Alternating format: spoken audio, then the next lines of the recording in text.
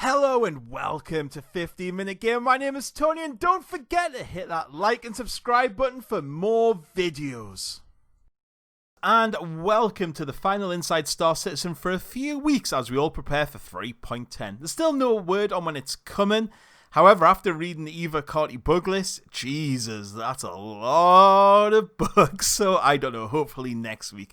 Anyway, this week's Inside Star Citizen is talking extensively about the new flight and fight systems. So in this one, we meet John, who talked about the new team called the Vehicle Experience Team, among other things. We have Richard, who is part of the small team, and they have core interests, and he talks about thruster efficiency curves, that sort of thing. We meet Yogi, who is very excitable, but he talks about combat experience, and then we have Joe, who was all discussing about the lift and drag.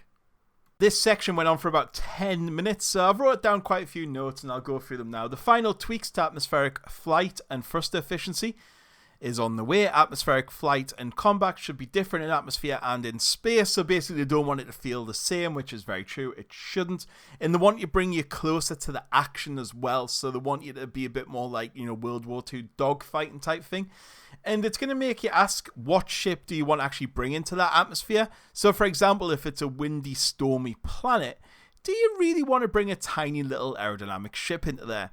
Or maybe a large one that could handle it better and, sort of beefier and be able to withstand the forces that are on it. So I think, again, perfect for me. I like the way that looks.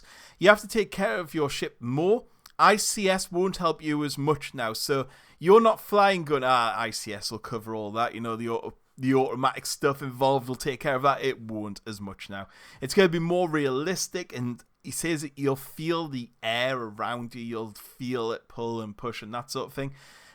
Ships are going to just behave differently. So they talk about, say, the M50, so you'll be able to pull cool maneuvers and fly low and turn around quicker and maneuver better in that sort of atmosphere. So once planetary racing is working, once it's actually in the game, you'll have to think of them sort of things when you select a racing craft. That's what you'll want. You'll want something like the M50. And to be fair, the M50 is always one of them ships that I see all the time in Lowville, and I've never really seen anyone flying it either, so it might make it a bit more useful now.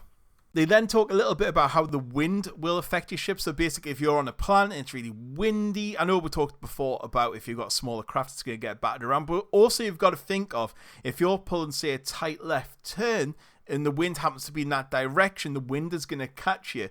And if you're not thinking of it carefully, you could be heading into that ground. So yeah, it's something you got to think of as well, is where you're flying, how you're flying, that sort of thing. Damage will also add to this. So if you lose an engine, your ship will handle worse, which is, again, obvious. Combat in Star Citizen is going to be more varied now. That's what they're aiming for, i.e. you just can't use gimbal all the time.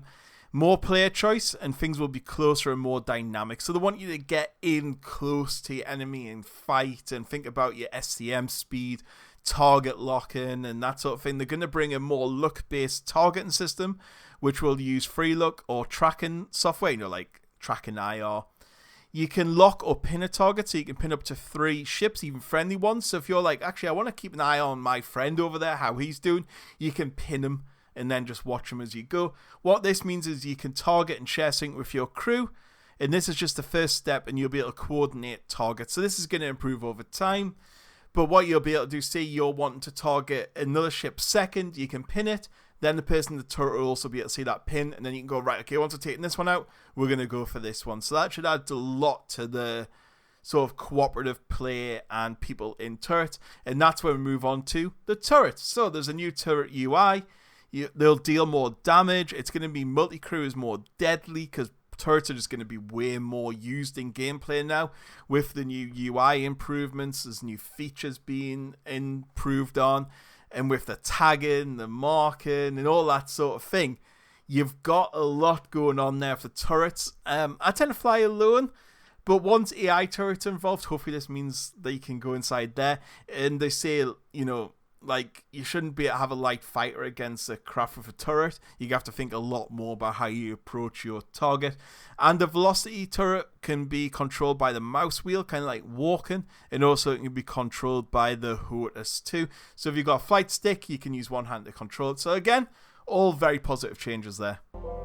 The way that ships fly and fight their way through space and atmosphere alike is at the heart of the Star Citizen and Squadron 42 experiences. And as John said, these changes for Alpha 3.10 are the next step in that continuing evolution for both.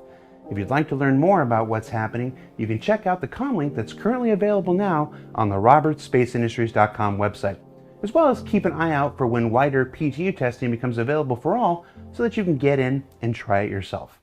With that, we'd like to bring this quarterly season of ISC to a close, but before we let you go for the next few weeks, we wanted to try something new and run down some of the features, fixtures, and fixes coming your way in the upcoming Alpha 3.10 in a new segment we're creatively referring to as the Patch Report. Let's get to it. Thank you, Jared, for that. So, having a look at what's coming in 3.10, ship impounding is going to get better with a countdown timer, and different infractions will equal different times. So, if you pad ram someone, you're going to get more time than if you just block a landing pad, for example.